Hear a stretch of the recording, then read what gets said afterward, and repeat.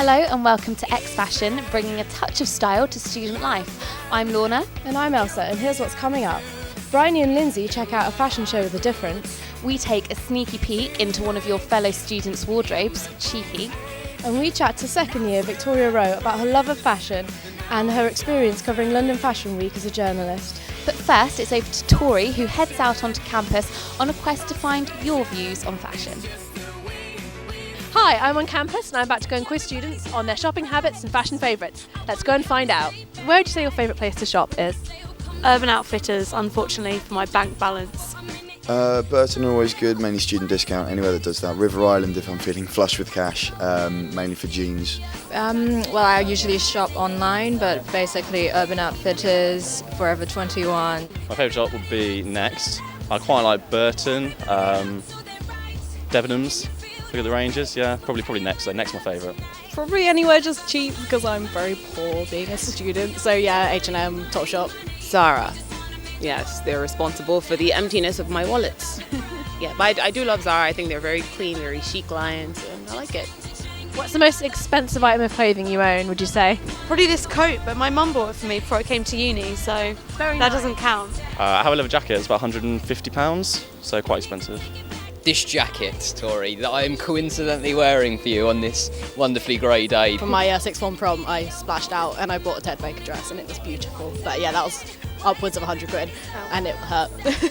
I think definitely my prom dress ages ago. But then, yeah, I think like occasions like that, it's worth spending like quite a lot of money. Yeah.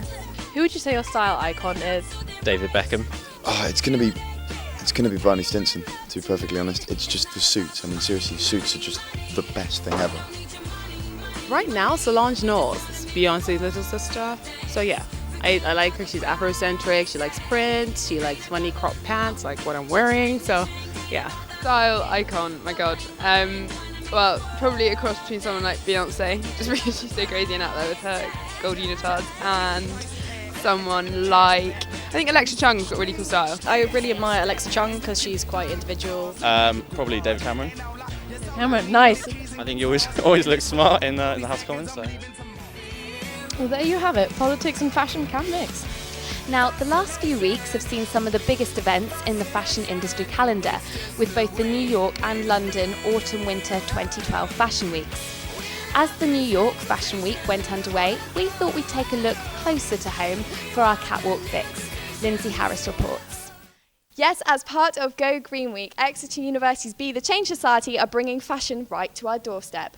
For one night only, models will be gracing this very catwalk to showcase the best in ethical, fair trade and even recycled fashions, including collections from Bibico and Annie Greenabel. New York, eat your heart out.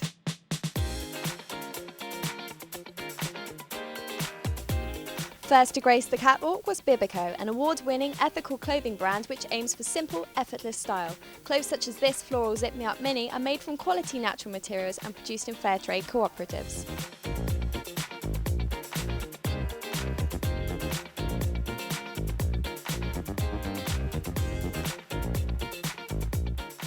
Next, the runway was graced with a touch of Asia thanks to Southwest company Chandni Chowk, who have a store in Exeter's Harlequin Centre.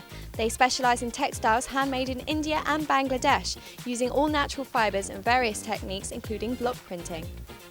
Try floral harem pants accessorised with a vibrant scarf or a vivid pink tunic for the perfect holiday look. Still keeping it local, Bell Green samples from Exeter-based designer Teresa Cole use water-based colours and natural materials. Annie Greenabel's ethical clothing counts Topshop as one of its stockists. This collection embraces the growingly fashionable skater dress, as seen on the models here.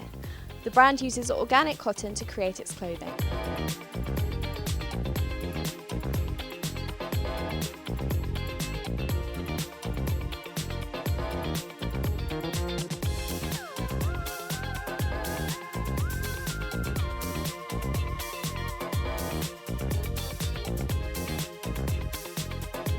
Exeter-based Roses Are Rubbish upcycles waste to create unique wallets, bags and other accessories to avoid the use of landfill. Designer Nikki Danborn particularly targets festival waste. These shorts are made out of an abandoned tent. See if you can spot the seatbelt.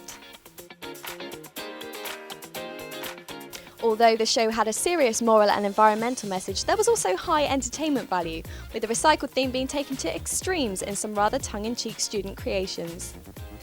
Bryony Waite gauged the show's reception. So, what do you think of the clothes that you've modelled today?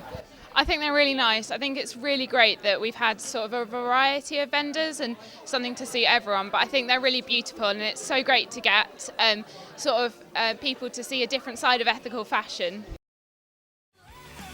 And now we've got Lindsay with us to talk about the fashion show. Hello. Hiya, so what did you think of the collections you saw? I actually really liked them. I wasn't quite sure what to expect, but they had some really good lines, and fashion-wise, I mean, board shorts made out of recycled tents left over at Glastonbury. I think that's a brilliant idea. So yeah, I really enjoyed it actually. That's great. And did any outfits stand out to you in particular? Yeah, there was this, it was quite a vibrant pink caftan by Chandni Chowk, and they're a local shop, which is even better. And it just screamed summer, and it just made me want to get out onto the beach, to be honest. So I really liked that one. It was also, because occasionally when you have these sort of organic clothing ranges, they have quite muted colours because of the natural dyes they use, but this one was quite vibrant, so I liked that. Now, some of the prices, they were a bit high. Do you think students realistically will buy them? See, well, the people who went to the fashion show got a discount on the ones that they bought there and then, and there was also a 25% discount code which they gave to us for Annie Greenabel's website. But I have to admit that without those discounts, I'm not sure they would. I just think it's a bit like free-range eggs. It's like you want to buy moral things, but at the end of the day, when it comes down to it, are you willing to pay the extra money? And I think sometimes the purse and, also the eye, because again, muted colours, they maybe win out over the conscience, unfortunately. Yeah, it's a lovely idea anyway. Thanks for coming in. That's good. Now, if over curiosity is one of your vices, then we have the perfect solution for you, and that is to look into somebody else's wardrobe. Hello, welcome to X Fashion's first wardrobe raid. We're here at St Germans to come and take a look in Sophie's wardrobe.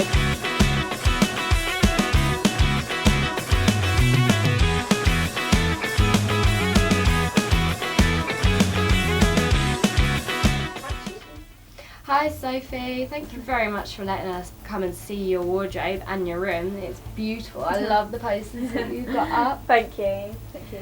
So first off, how would you describe your style, do you think? I think I'm inspired by vintage, but I like to give it a bit of a modern twist, so like jeans or chunky boots or something like that, and jewellery to kind of modernise it a bit more. That's cool. So what's your most recent purchase then? Okay. Well, just recently I went to the Topshop sale, and I really like these. These are like burgundy high-waisted trousers. They're really nice. They're not that skinny, so I crop them a little bit, so I can wear them with chunky boots or heels or flats or something like that. And I'll put a skinny black belt with it, and I think they really go well with kind of everything. I love the colour. What kind of top would you wear with it? Like, would you wear pattern or something more plain? I think maybe I'd like wear a top like this, like a shirt, for maybe if you're going out for dinner with the girls. So what else do you love in your wardrobe then? This I found when I was in Cornwall, and I went into a vintage shop, and it's from the 1940s. Wow, that is old. Yeah, and it's got the proper shoulder pads and everything. Oh wow! And when I tried it on, I fell in love with it. And I went up to the woman and I actually bargained her down. I think it was meant to be £25 and I got it down to 14. Wow, and because I was a student going to University of Exeter, and I think she knew someone there. I could wear this with jeans, or I've worn this with, in the summer I wore this quite a lot because it gets a bit chilly in England. Yeah. So I just wear it with like high-waisted shorts, high-waisted jeans shorts, or a skirt or something like that. Yeah. It's quite nice to go to a restaurant in as well. Yeah. Because you can button it up and it's quite smart. So where did you get your style ideas from? Where's your inspiration from? I do look at magazines, like Glamour or Look magazine or something like that. But I actually, nearly every day I go on to this blog called Lookbook, and it's where the public just post their own images of themselves in outfits and tell you where they buy it from, how much it was, and things like that. And it's quite a good way because instead of I can't really relate to a celebrity on the red carpet. I can relate to the public and see what they wear on a night out or just walking down. So we've surrounded ourselves in your clothes.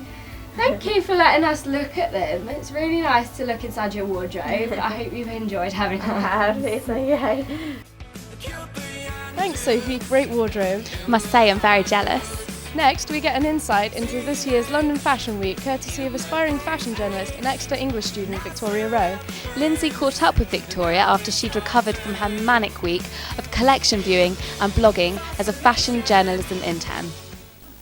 Yes, I'm joined by our very own London Fashion Week insider, the lovely Victoria Rowe. Hello, Victoria. Hello, thank you for having me. Oh, you're welcome. So your internship was with Fashion 156, which is an online website. How did that come about, and do you have any tips for anyone out there who is looking to get fashion work experience? Yeah, well, basically, it's I think you should just grill everyone you know for any kind of contact details. Really is a case of like Google being your best friend and just sitting there and just Googling as much as you can think of, like internship, London, internship. I was just looking anywhere, and I sent so many emails, it was ridiculous. And I probably, in terms of magazines that I wrote to, like the only response that I had was from Vogue, but they actually wrote to me in person, so I was particularly impressed. But it was a rejection. Oh. But I'm still going to keep it because it's a rejection from Vogue.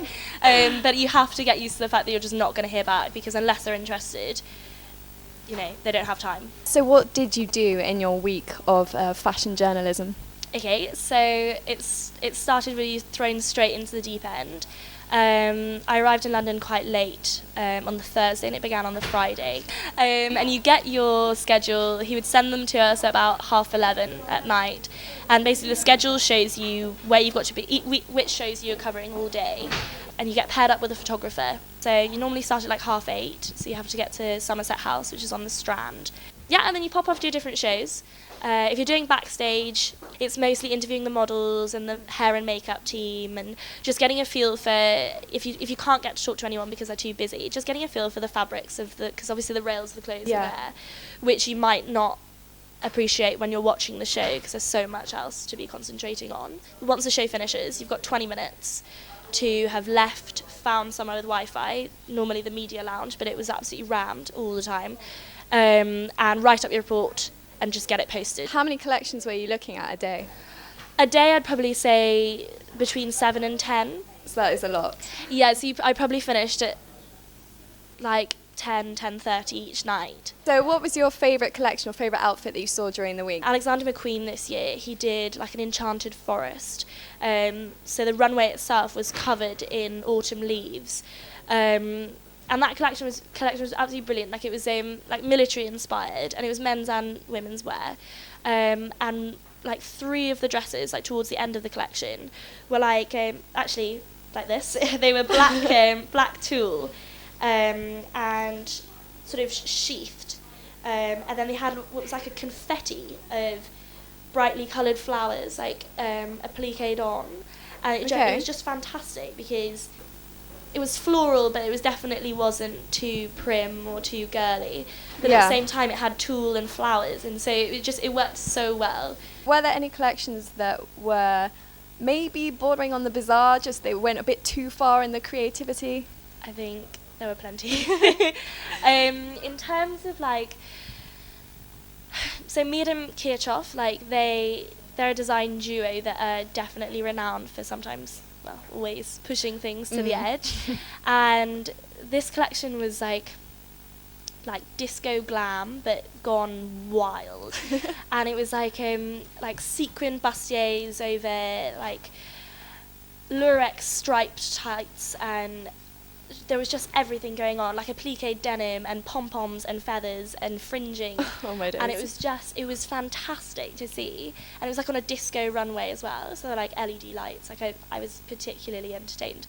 But I mean, they had like green and blue faces and like fuchsia eyelashes and eyebrows. Okay. And huge like bouffant beehives in like screaming like yellow and orange.